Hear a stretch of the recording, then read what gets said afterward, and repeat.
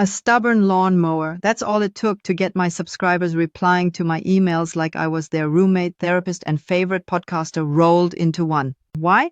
Because I stumbled on one tiny trick most marketers ignore, and it's the difference between silent inbox oblivion and fans who refresh until your next email hits. I'll show you exactly what it is today. You know that feeling when a brand's email lands and you instantly know who it's from without even reading the name? That's not luck, that's a ritual. And it's the most overlooked weapon in email marketing. I call it the connection ritual. Show up the same way every time with one small, consistent touch your readers start to crave. Doesn't have to be clever, doesn't have to be long, but it has to be yours. And you know what? Not doing this is why most newsletters crash and burn before they ever get traction. Let's start with something simple. I used to open every email with a tiny personal update. 2 lines, tops, nothing inspirational, just real life, like spent the weekend trying to outsmart my ancient lawnmower. It won. That's it. Then on to the email content. And guess what? If I ever forgot that little blurb, people wrote back asking, hey, no mower update, everything okay? These are emails, not soap operas. But when readers notice you broke the pattern, you're doing something right. So let's rewind. Why does this even work? It taps into a weird part of our brains wired for rhythm and familiarity.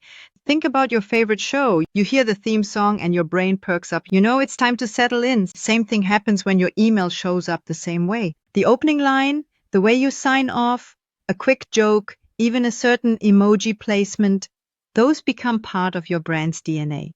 And when readers recognize you instantly, they trust you faster, they forgive your flubs, and most importantly, they open. Trust doesn't equal fancy fonts or thinking up clever subject lines every week. Trust is, this feels familiar, I know this person. But here's the real reason connection rituals matter.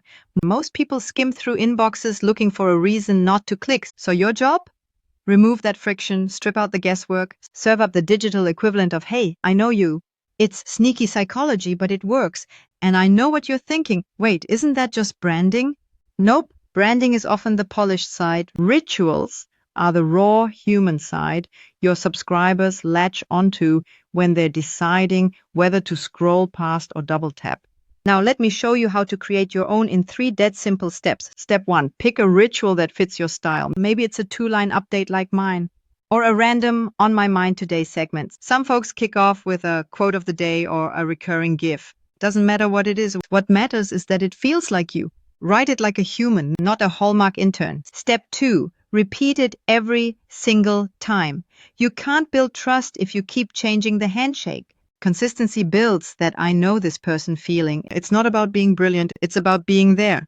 Step 3, listen when people respond. If they start quoting your ritual back to you, you hit gold. If they email you saying, I love when you start with those weird weekend updates, you're not just sending emails, you're building a relationship. Little bonus tip, if engagement drops, don't ditch the ritual immediately. Readers might just miss you being you. Give it time. Patterns take a few rounds to stick. Now, if you're still thinking this feels too small to matter, you're missing the point.